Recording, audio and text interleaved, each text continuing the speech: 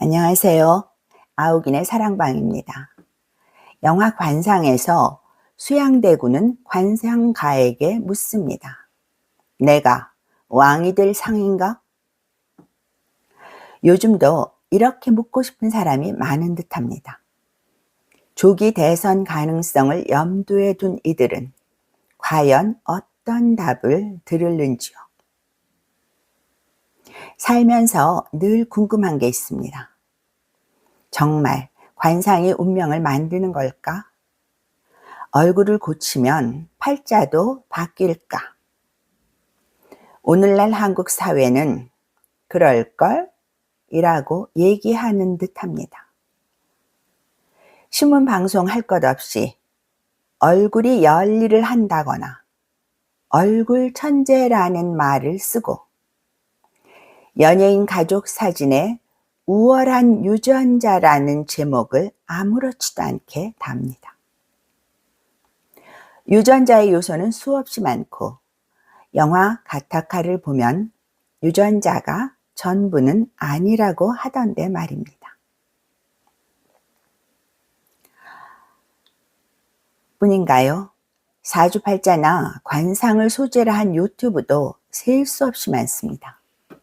조회수를 겨냥한 건지, 누군가를 응원 혹은 음해하기 위한 건지, 특정인의 사주팔자나 관상을 보니 어떻다는 식의 내용도 쏟아져 나옵니다. 아무튼 외모지상주의가 하늘을 찌를 듯하니 누구는 얼굴 성형에만 1억 원을 들였고 누구는 유명 강사가 되기 위해 7번이나 성형을 했다고 합니다.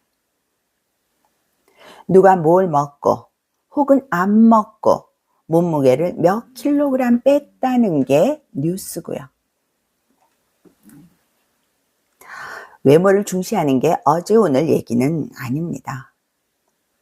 공자는 2500여 년 전에 미가 덕에 앞선다고 했고 조선시대의 인재 등용 기준은 신원서판이었다고 하니까요.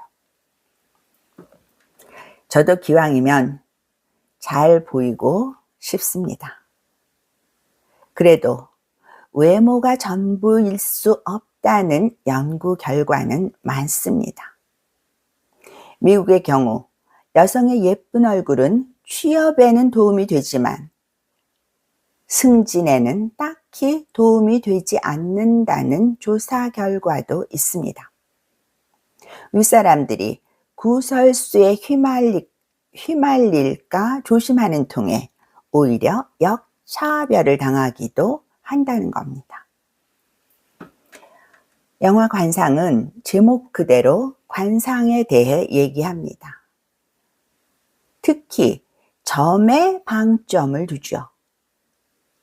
기생연홍은 점 하나로 문남성들의 인기를 얻지만 영모를 막겠다고 몰래 찍은 수양대군의 점은 아무 역할도 하지 못합니다. 남의 팔자를 꿰뚫던 주인공은 정작 자신의 운명은 알지 못한 채 사랑하는 아들을 잃어버리고요. 피그말리온 효과와 스티그마 효과라는 게 있습니다. 피그말리온 효과는 1968년 하버드대 심리학과 교수 로버트 로젠탈의 초등학생 대상 실험 결과를 바탕으로 한 겁니다. 아이들의 IQ를 검사를 한 뒤 조사 대상 중 무작위로 20%를 뽑아 교사에게 이 아이들은 IQ가 높아 지적 능력이 향상될 것이라고 얘기했더니 8개월 뒤 실제로 이들의 성적이 다른 아이들보다 더 좋아졌다는 겁니다. IQ와는 전혀 상관없이 말입니다.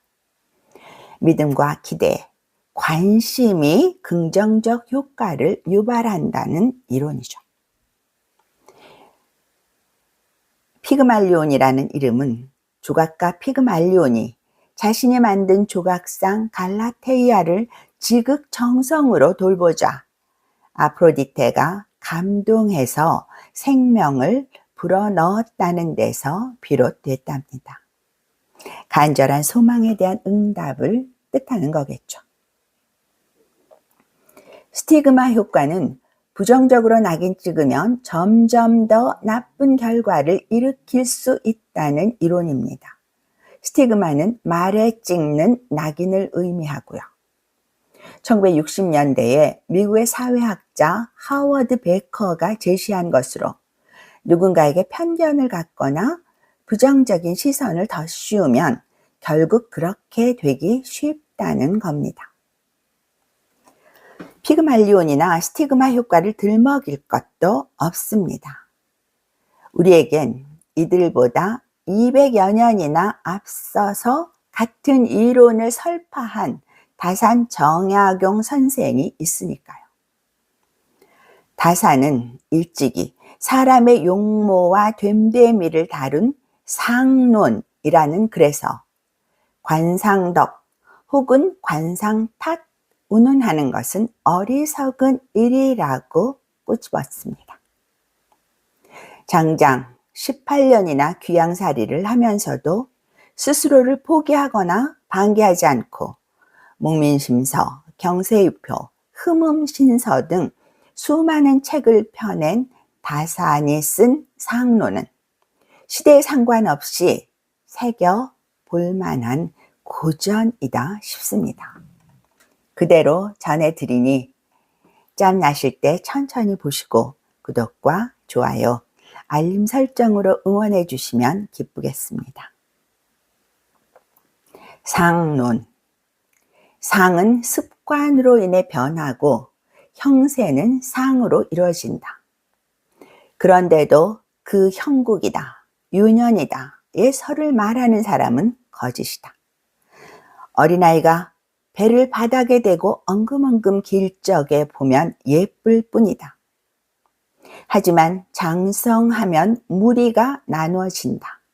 무리가 나눠짐으로써 습관이 갈라지고 습관이 갈라짐으로써 상도 변하게 된다. 서당에 다니는 무리는 그 상이 아름답고 시장의 무리는 검고 목동의 무리는 산란하다. 뱃사공이나 마부 같은 무리는 그 상이 사납고 약바르다. 익힌 것이 오래되면서 성품이 옮겨가니 생각이 겉으로 나타나서 상이 변하는 것이다. 그런데 사람들은 그 상의 변화를 보고 상이 이렇기 때문에 익히는 것이 저와 같다고 한다. 그것은 틀린 말이다.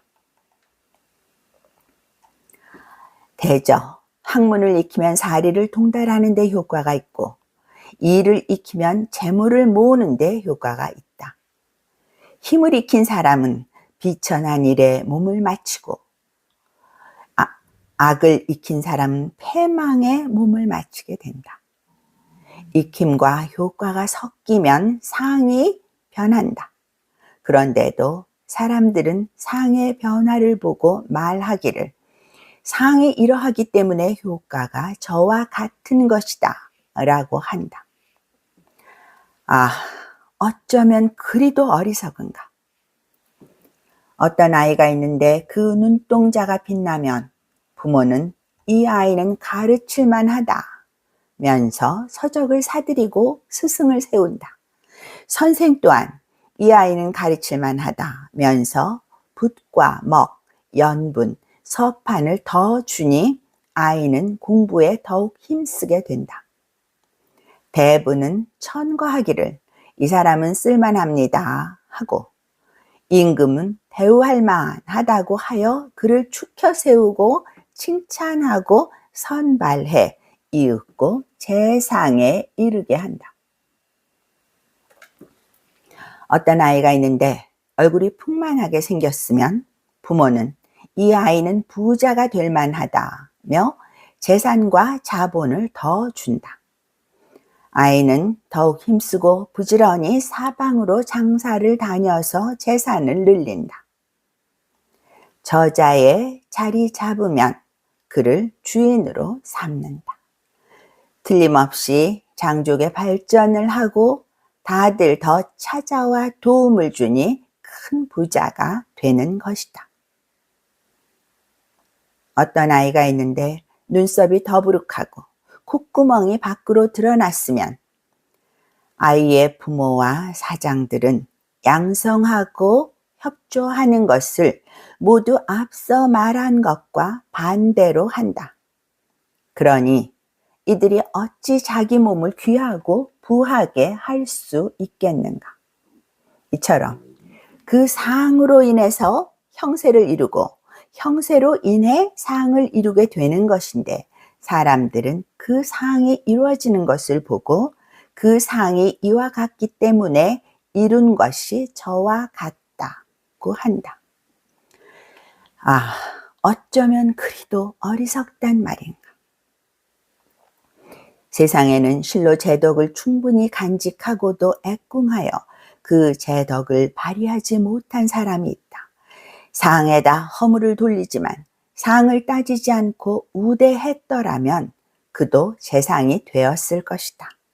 이해에 밝고 귀천을 살폈는데도 내내 공공한 사람이 있는데 역시 상 탓을 하지 말고 자본을 대주었더라면 큰 부자가 되었을 것이다. 거처는 기질을 변화시키고 양육은 신체를 변화시키며 부귀는 뜻을 음란하게 하고 우하는 마음을 슬프게 하니 아침에는 무성하다가 저녁에는 시들게 된 사람이 있다. 또 어제는 초췌하다가 오늘은 살쪄서 윤택해진 사람도 있는데 상이 어찌 일정한 것인가? 사서인이 상을 믿으면 직업을 잃게 되고 경대부가 상을 믿으면 친구를 잃게 되고 임금이 상을 믿으면 신하를 잃게 된다. 공자가 말하기를 용모로서 사람을 취했더라면 좌우에게 실수할 뻔했다고 했으니 참으로 성인의 말씀이다. 자우는 공자의 수제자 중 한 명인 담대 멸명의 자입니다. 못생겨서 공자도 처음엔 우습게 알았지만 훗날 크게 이름을 떨쳤습니다. 지금까지 외모 지상주의 시대에 다시 보는 정약용의 상론과 피그말리온 효과에 대해 말씀드렸습니다. 구독과 좋아요, 알림 설정으로 응원해 주시면 큰 힘을 얻겠습니다. 감사합니다.